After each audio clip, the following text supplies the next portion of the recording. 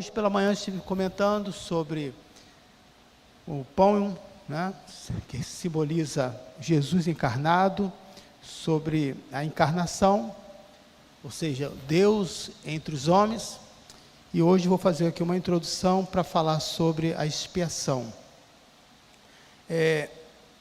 No versículo 34 do Evangelho de João, capítulo 6, você pode abrir aí a sua Bíblia. Aqueles crentes, né, que são presos à palavra, traz uma Bíblia, isso é importante. Você pode abrir o seu smartphone ou acompanhar, se assim for possível, né, entrar aí na tela. Nós temos aqui uma declaração, depois de uma longa conversa de Jesus com esse povo, e vários líderes, que estava seguindo em busca de procurar alimento. O valor de ter os bens materiais, de ter a aquisição, de ter saciado as suas necessidades, ainda era maior do que os milagres. Mesmo eles vendo os milagres, eles continuaram ainda não crendo, mas acreditando simplesmente que Jesus podia, sabe lá como, né, realizar milagres, porque eles viram. E quando você vê essa afirmação no versículo 34, do Evangelho de João 6, disseram eles: Senhor, dai-nos sempre desse pão.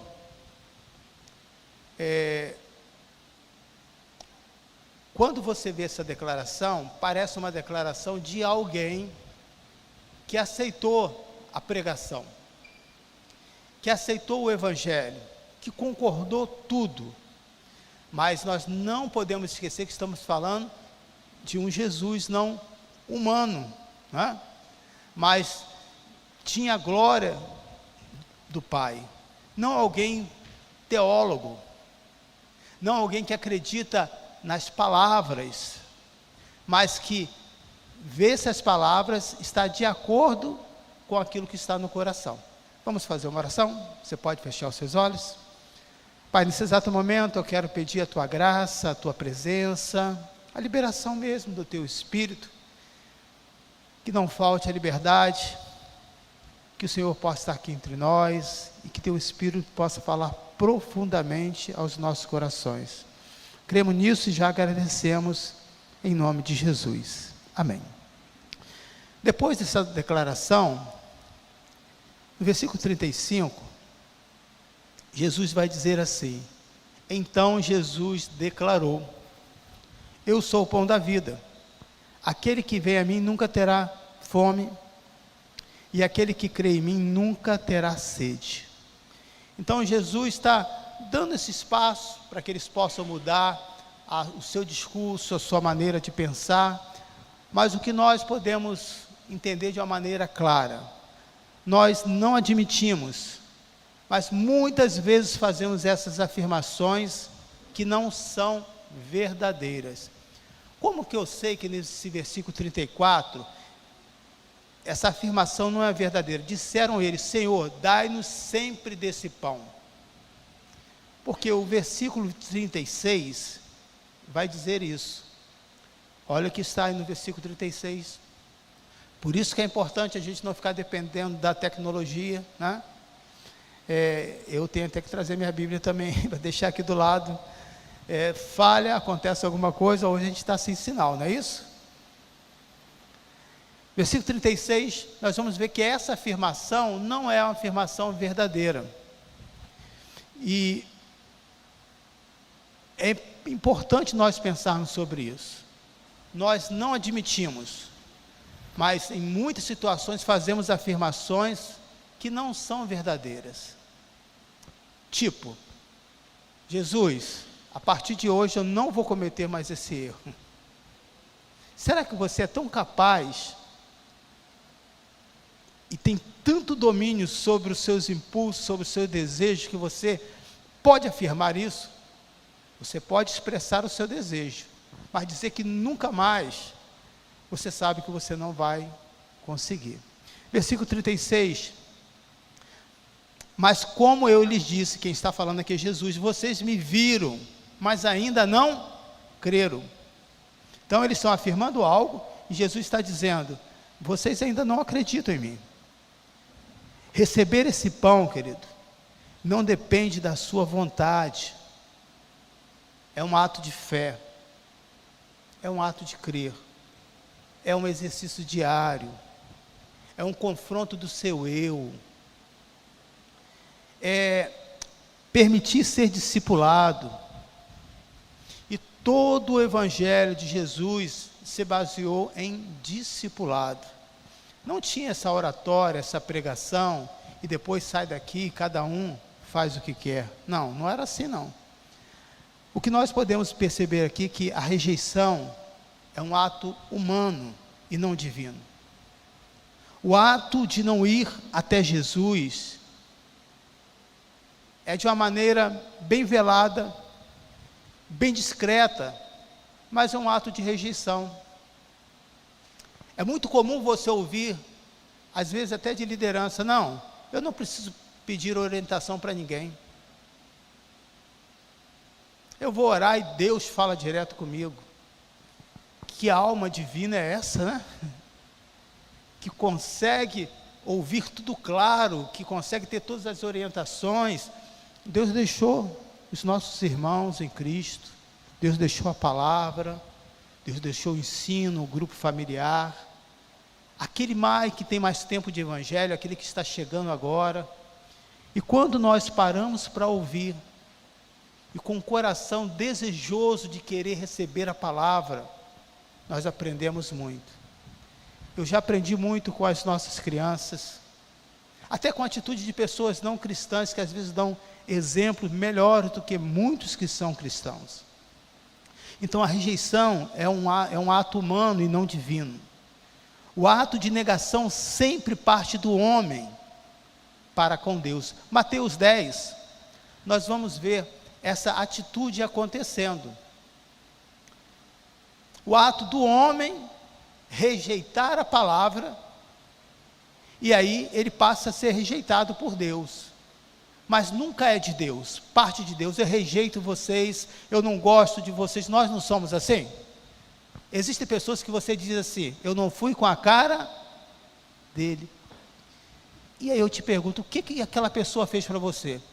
Nada. Mas qual é o motivo? Não sei. Não sei. Existem pessoas que a gente não tem essa ligação e criamos barreira. Nós somos assim, mas isso não parte de Deus. Você pode dar um glória a Deus? Imagina se Deus fizesse isso conosco. Olhar assim, cara, tu mente muito, não fui com a sua cara. Você já falou várias vezes que não ia fazer, continua fazendo. Tu é um mentiroso. Deus não age assim. Oh, glória a Deus por isso. Versículo 32, quem pois me confessar, de Mateus 10, diante dos homens, eu também o confessarei diante do meu Pai, que está nos céus. Mas aquele que me negar diante dos homens, eu também o negarei diante do meu Pai, que está nos céus. Então nós podemos aqui observar, que não é assim não. Eu não quero ser Jesus, tal, e aí depois que morre, todo mundo vai para o céu. Não, não funciona dessa maneira. Isso é uma outra mentira que nós criamos para consolar o nosso coração. Todo o tempo que você tem de vida, todo o tempo que você tem como cristão, pregue a palavra do Senhor.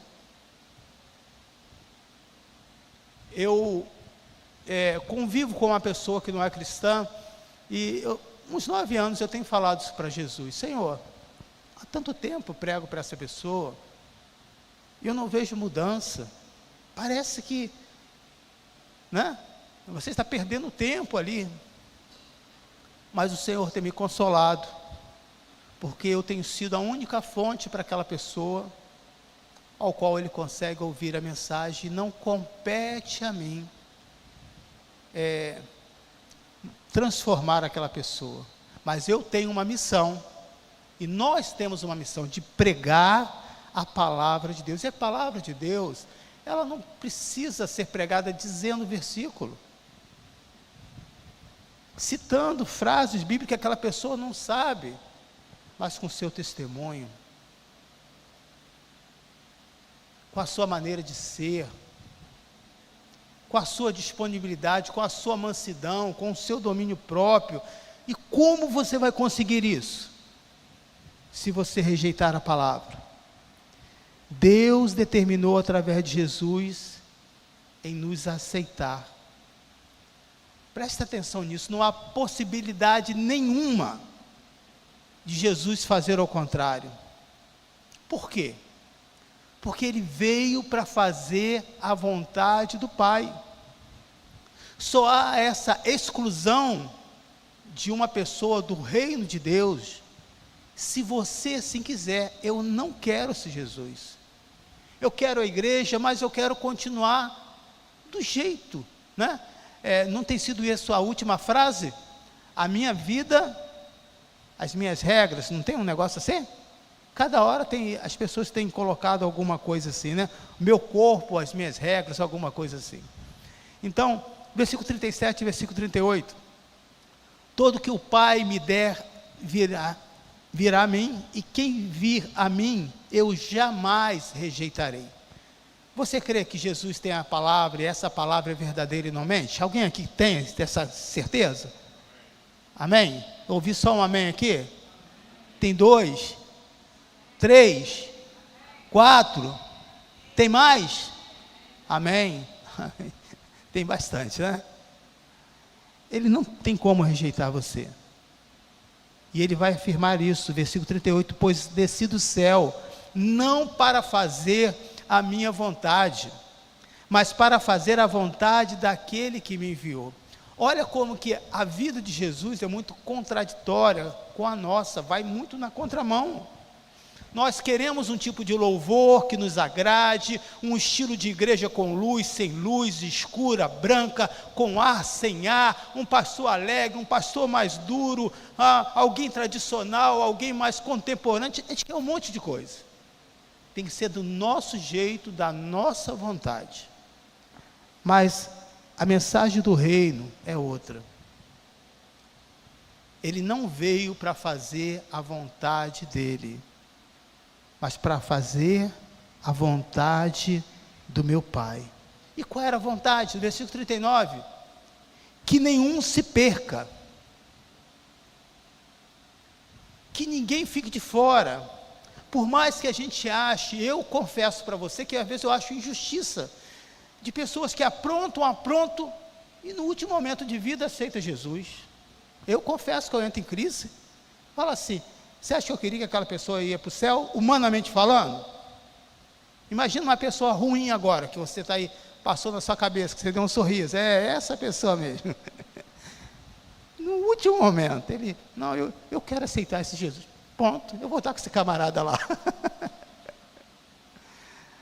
Porque a justiça de Deus, graças a Ele, é diferente da nossa, amém? É diferente, irmãos. O propósito dele é que ninguém se perca. Versículo 40, temos aqui uma promessa que se cumpriu, porque a vontade de meu Pai é que todo que olhar para o Filho e nele crer tenha vida eterna, e eu ressuscitarei no último dia. E de fato, ele ressuscitou. Agora falando um pouquinho sobre a expiação, mas as bênçãos incluídas na encarnação não são concedidas mediante a morte de Cristo. Nos são concedidas mediante a morte de Cristo. O pão aqui e o vinho que nós vamos participar daqui a alguns minutos, simboliza o resultado dessa morte. A separação do corpo e da vida, a separação da carne e o sangue, e o simbolismo do pão partido, é que o pão deve ser partido na morte, a fim de ser distribuído entre os espiritualmente famintos. Ali Jesus estava, quando sentou com os seus discípulos, estava se despedindo deles. Mas eu vou deixar uma lembrança, não é aquele cego que eu curei,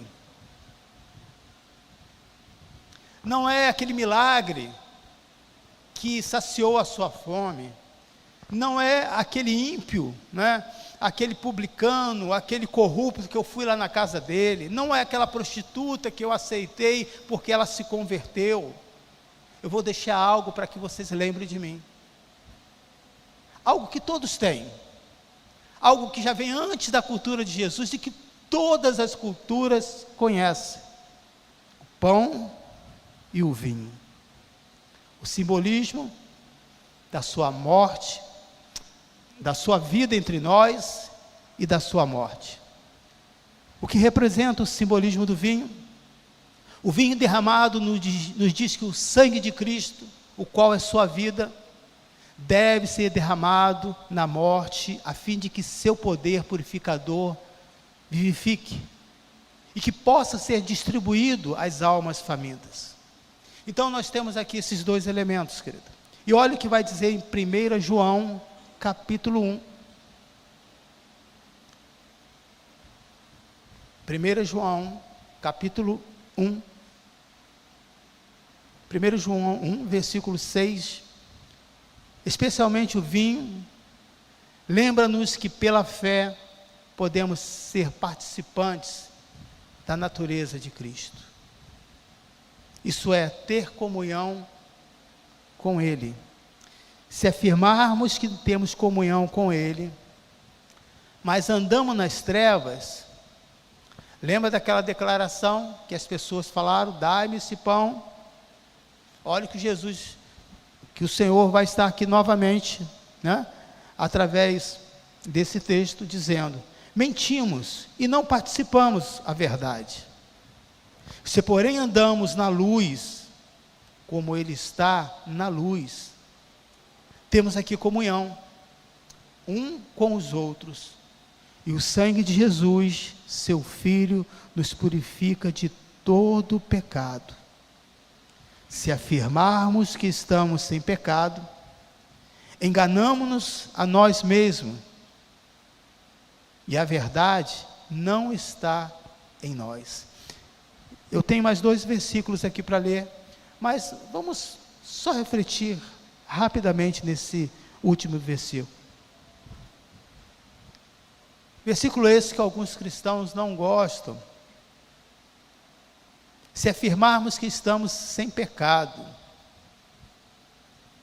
a nossa maneira com que nós olhamos para aqueles que ainda não se decidiram, às vezes nós esquecemos. Quer ver um esquecimento muito comum? Depois que você está adulto, você esqueceu que você foi um adolescente, que você foi um jovem. E um adolescente, um jovem, ele é muito impulsivo. É muito voltado para os grupos. E aí, o pai às vezes trata de uma maneira tão dura, e ao invés de se aproximar daquele filho ou daquela filha, ainda acaba afastando. Esqueceu que às vezes ele está fazendo a mesma coisa que um dia ele não gostou que o pai dele fizesse com ele ou com a mãe. Existia uma história familiar na minha casa, que na minha casa tinha muita gente. Era uma família de 4, mas sempre tinha no mínimo 20 na minha casa. Era parente, primo, uma brigaiada, um pega a comida do outro, era uma coisa assim, sabe, uma casa agitada. Imagina uma casa com vários primos, um do lado do outro. E aí quando chegava alguém de fora, meu pai queria apresentar. Eu já contei isso para o Pimenta, né? E eu detestava essa coisa de apresentar uma pessoa que eu não conhecia. Vem cá que eu vou apresentar meu filho. Aí fica aquele filho adolescente, não sabe o que dizer, se aperta a mão. Quem aqui é filho que tem coragem, que o seu pai não vai te repreender, que não gosta que seja apresentado os seus amigos do seu pai? Tem alguém aqui? Tem, ó, entendi. O que está aqui na frente levanta-se baixinho para o pai não ver, e o que está lá atrás levanta-se. Gostei dessa, porque você fica assim, tá? E aí uma vez eu Eu nunca tive essa, por não gostar, nós tínhamos uma estratégia lá em casa. As pessoas entravam pela porta de trás, porque a porta da frente ficava no lugar alto. Aí eu e minhas irmãs, nós já combinávamos, deixava a chave na porta da frente. Quando a gente via que tinha amigos do meu pai para apresentar, o que a gente fazia? Abria a porta da frente e metia o pé para a rua. Porque se tivesse lá, tinha que ser apresentado. Então eu nunca cometi isso, né? Esse incômodo com a minha filha, eu não esqueci disso. É simples, mas respeitar o direito do outro.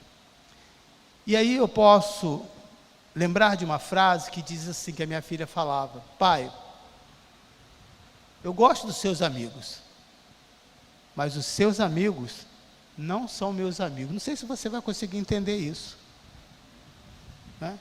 Os amigos do seu filho, é do seu filho, não é seu amigo. Só está ali por causa do seu filho ou da sua filha. Se for um homem, então, vai estar mais por causa da sua filha. Mas isso é uma outra história. Se afirmarmos que estamos sem pecado, enganamos-nos a nós mesmos, e a verdade não está em nós. Nós esquecemos que quando nós não éramos cristãos, nós fazíamos as mesmas coisas. E às vezes até ainda convertido. Mas como foi o olhar do Senhor para a sua vida? Sabe como? De misericórdia. Não colocou um rótulo em você. Jesus continua até hoje batalhando para ganhar a sua vida, para que você tenha uma vida convertida, lavada pelo sangue do Cordeiro, que aceite esse Deus encarnado entre nós, e que a glória dele pode habitar na sua vida, e eu acredito nisso, irmãos. Eu falo isso com experiência. Uma vida de um cristão, em tudo que ele faz, ele sobressai, é diferente. E qual é o segredo? É simples, irmão. Você que está aí me assistindo, é simples, é só fazer isso. Antes de começar qualquer coisa, pode ser a coisa mais simples. Comecei a trabalhar numa loja em que a coisa mais simples era, e o que eu detestava era dar faxina.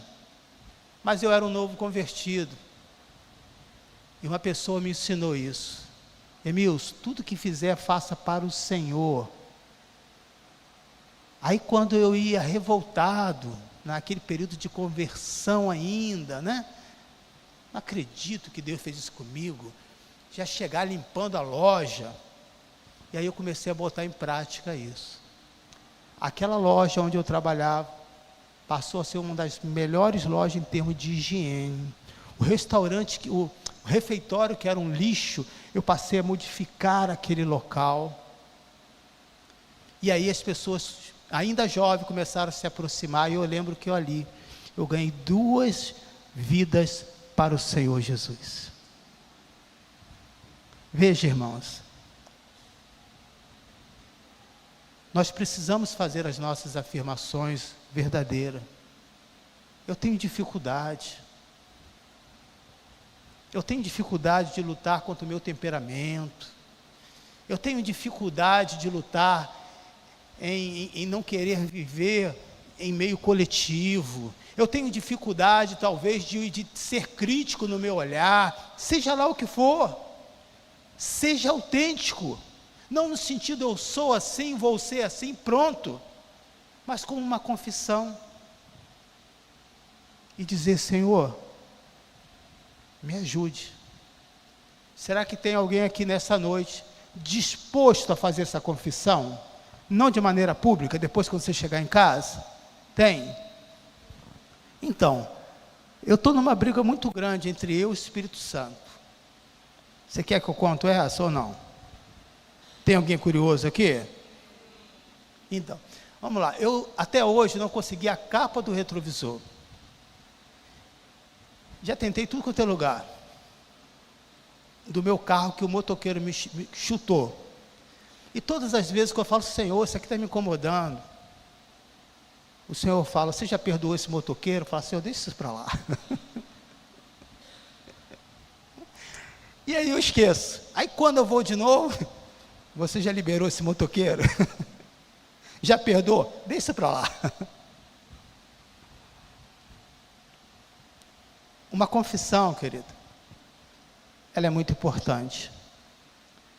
Esses dias eu estava falando com Deus: Senhor, ainda que eu não queira, o Senhor sabe que eu quero que esse motoqueiro, por mim, não vá para o céu. Mas eu sei que eu sou um servo de Deus. Então eu quero liberar perdão. Mas está difícil, Senhor. Na verdade eu não queria. Mas eu sei que eu preciso.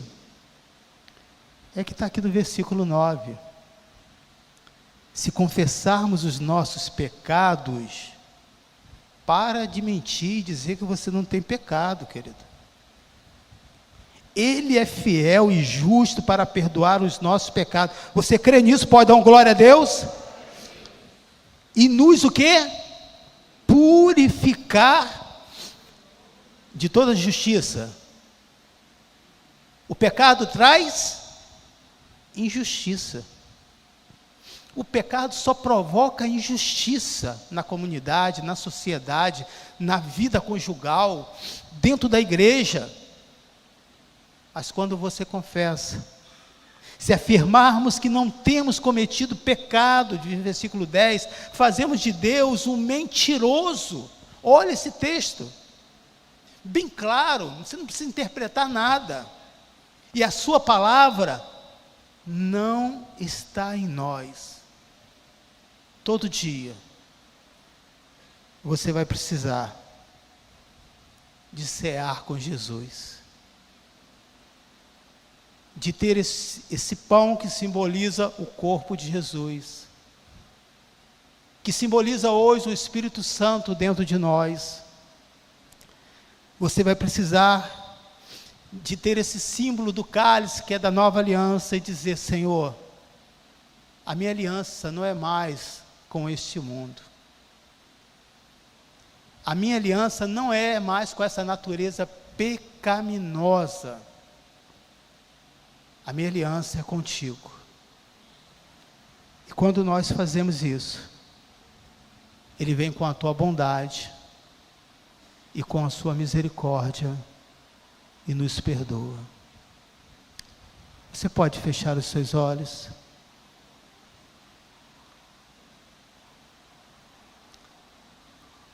Eu quero fazer uma oração pela sua vida. Talvez você veio aqui em busca de uma mensagem só de vitória, mas a palavra, ela vem para confrontar a sua vida. A palavra, ela vem para trazer uma experiência contigo, você e Deus. Eu queria que você pensasse sobre isso. Pode ter uma música aqui tocando, por favor? Pai, eu quero fazer essa oração pelos meus irmãos. E eu insisto de falar dos meus testemunhos, das minhas experiências, para que as pessoas possam ver que as lutas são as mesmas. Mas quando nós buscamos, e os resultados daquilo que produz, é isso que vai fazer a diferença na minha vida. Você tem sido verdadeiro para o Senhor?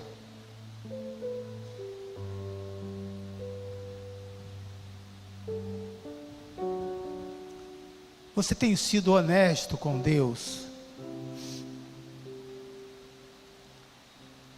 Você, quando ora e diz que vai orar por uma pessoa, você ora?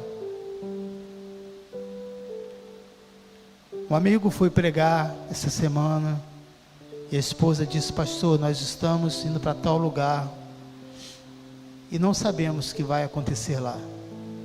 Ora por nós. Eu falei: eu vou orar e vou orar agora. porque senão eu poderia esquecer. Passa-se algumas horas, no término daquele culto, indo para casa, aquela pessoa me manda a resposta: aconteceu algo, pastor. Várias vidas foram à frente e aceitaram Jesus como seu Senhor. Você não vai conseguir vencer essa natureza sozinho, esquece. Não é mudança de hábito, é uma mudança que acontece aqui no coração.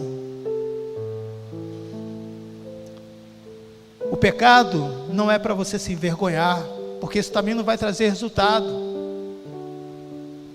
O pecado é para que você possa se arrepender e ter uma vida mudada.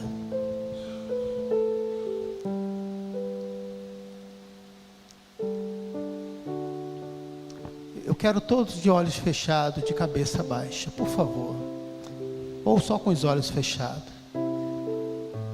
Se existe alguma área da sua vida e que ao ouvir essa mensagem o Senhor falou com você, eu quero que você, de uma maneira simbólica, ninguém está vendo, a não ser eu que estou aqui,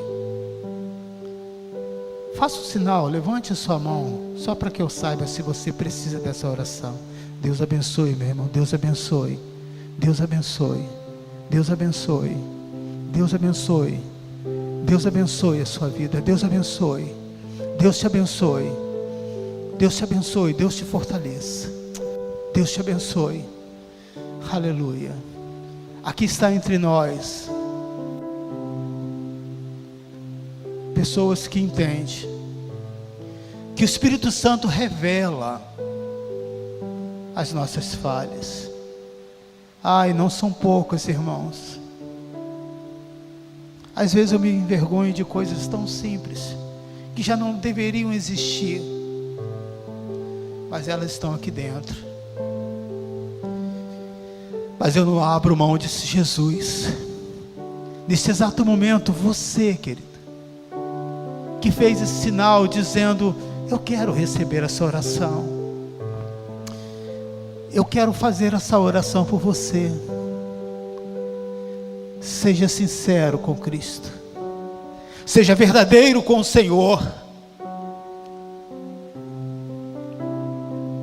Não tenha vergonha do seu pecado apenas por vergonha, mas tenha arrependimento no seu coração. Passa a ter uma indignação, um esforço ainda maior, e Deus nessa noite vai mostrar para você aonde é as fontes que faz com que você caia. E o que fazer, pastor? Você tem a palavra, mas como ser humano, uma única coisa que o Senhor nos ensina, que Paulo ensinou para Timóteo: foge dessas coisas. Pode ser amizade, é uma pessoa boa, mas é de outra religião, é alguém que está sempre com brincadeiras imundas. A Bíblia diz: se afasta dessas coisas. Mas o seu olhar vai ser ainda um olhar de misericórdia. Vai continuar orando por elas, porque neste exato momento o Senhor está olhando para cada um aqui de nós, não só para aqueles que levantaram a mão, mas para aqueles que tiveram dificuldade de levantar as mãos. Há nesse momento uma luta muito grande. Para essas pessoas, Senhor, eu também peço a tua misericórdia. E eu também ergo as minhas mãos, Senhor, me incluindo neste grupo. Porque sem receber a vida e a morte de Cristo em nós, nós não conseguiremos vencer. Eu quero te agradecer pela tua bondade. E quero aproveitar nesse momento quando os elementos irão passar, o pão e o vinho, querido, não é para te condenar. O momento da ceia não é para te expor, não é para você olhar para ninguém, não compete a você. Ao passar esses elementos, pode, por gentileza, os pastores, é você e Deus. Se há confissão e há arrependimento, se você tomou essa decisão, você é bem-vindo. Mas se ainda não tomou essa decisão por Cristo, ainda não entende os princípios da igreja, as doutrinas, deixe esse elemento passar. Os elementos da ceia é para que você possa lembrar que Ele ainda continua entre nós. Obrigado, Jesus. O momento da ceia é para que você possa lembrar que Ele continua. Convencer você que sem Ele, você não vai conseguir as vitórias que você precisa. Mas quando você diz: Senhor, reina na minha mente, reina no meu coração, me ajude a fazer parte dessa família, me ajude a aceitá-lo como Senhor da minha vida, me ajude a ter um coração ensinável. Eu posso afirmar para você nessa noite que isso vai mudar completamente a sua vida. O que está faltando para você tomar essa decisão?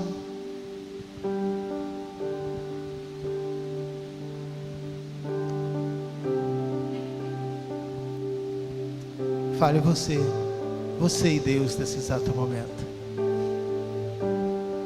Faça a sua oração.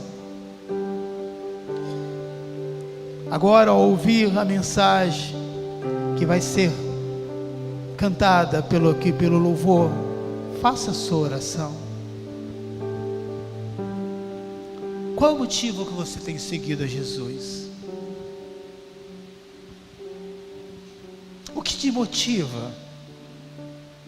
É somente suprir uma necessidade? Como que você se sentiria se alguém chegasse a você só com o interesse de ter algo que ela precisa? Nós ficaríamos chateados, usados. Mas o sentimento de Jesus não é o nosso, porque Ele é justo. Aleluia! Ele vai continuar trabalhando para mudar a sua mente, para mudar o seu coração. De ti,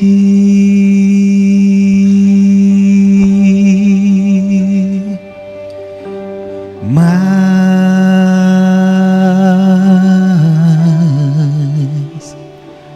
de ti,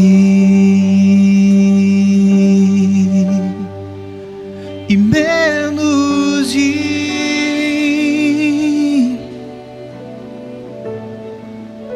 e menos de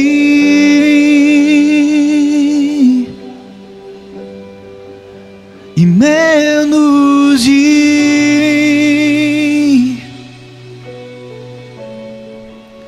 e menos de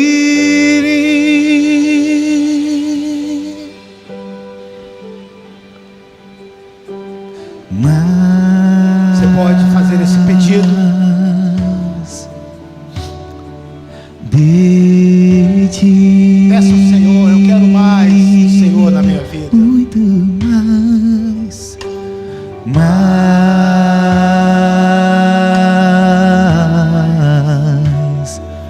de ti. Peça ao Senhor e Ele vai te dar a porção que você você precisa. Menos de mim e menos de Essa foi a oração de Jesus, que Ele cresça e menos de mim e menos de mim, que Ele cresça, que Ele cresça, que eu diminua. Declare isso com fé. Que Ele apareça, eu me constranja com a tua glória e todo o seu amor, infinita humildade, servos de todos os irmãos. Que Ele cresça, que eu diminua, que Ele apareça, que eu me constranja com a tua glória e todo o seu amor, infinita humildade, servo de todos. Declare novamente que Ele cresça. Cresça, que eu diminua, que Ele apareça, que eu me constranja com a tua glória, a tua glória, com todo o seu amor, infinita humildade, servos de todos os irmãos. É isso que nós queremos nessa noite. Será que você pode fazer agora essa sua oração? O que você precisa? Eu preciso ser mais temente a Deus. Eu preciso ter mais reverência. A minha vida precisa estar mais agarrada à mensagem do reino. A minha vida precisa estar dedicada à casa do Senhor, onde eu sirvo, que no seu caso é aqui na denominação, a Nova Vida do Coelho. Durante todo o dia, você tem orado por essa igreja, você tem orado pelas lideranças, você tem orado pela sua família. Qual é a sua necessidade? Jesus vai trazer essa orientação para os seus discípulos, para que os judeus não trabalhem pela comida que se estraga, não gaste o seu tempo se aborrecendo com coisas desnecessárias, irrelevantes, mas gaste a sua vida com aquilo que permanece, que não se estraga, que é eterno. Qual é o seu pedido daquilo que é eterno nessa noite? Ao erguer esse pão, erga esse pão comigo. Você está dizendo: eu aceito que o Senhor Jesus habitou entre nós.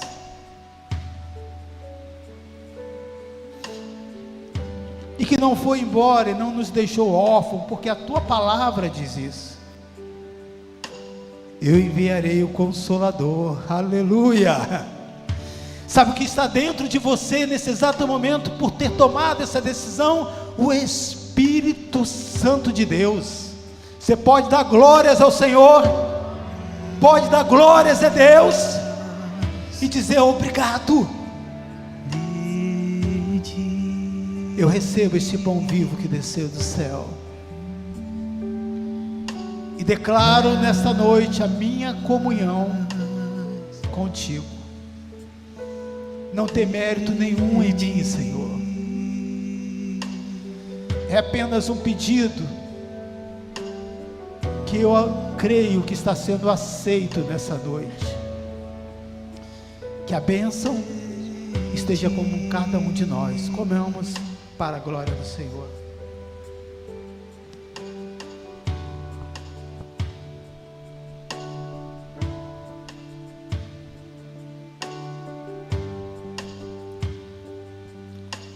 O ato de partir do pão nos faz recordar, como também nos assegura que pela fé podemos verdadeiramente receber o Espírito de Cristo e ser o reflexo do seu caráter. Obrigado, Senhor, por esse momento. Erga também o vinho, o suco aqui que simboliza o vinho, que representa o sangue do Cordeiro. Obrigado, Senhor.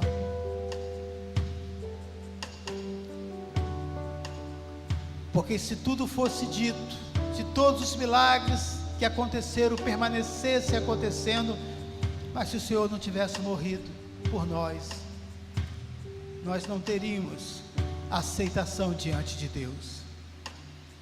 O único motivo que nós podemos chamar que somos cristãos é porque Jesus morreu pelos nossos pecados e fomos aceitos, não para continuar pecando,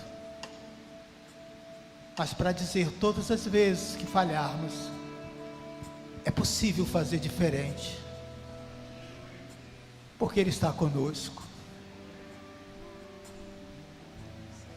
Obrigado, Senhor,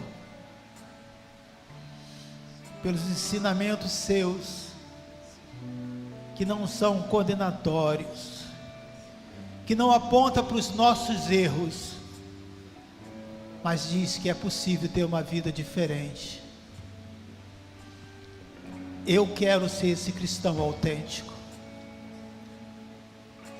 Ainda que vou me deparar com várias situações que vai me desagradar dentro de mim, eu tenho a convicção disso, mas também tenho a convicção que já venci muitas barreiras, e não será mais uma que irá se levantar que vai me deter, porque a graça, porque a bondade, porque a misericórdia do Senhor está conosco.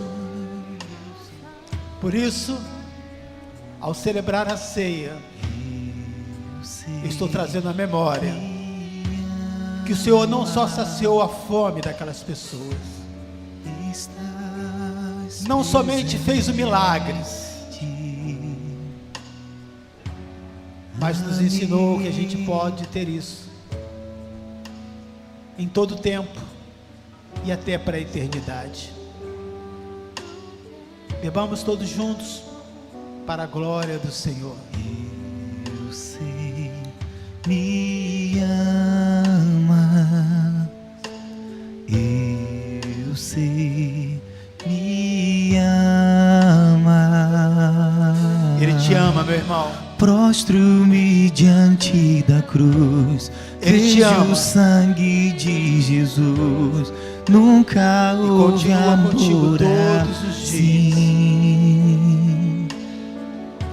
Sobre a morte já venceu, tua glória e o céu encheu. Nada irá me separar.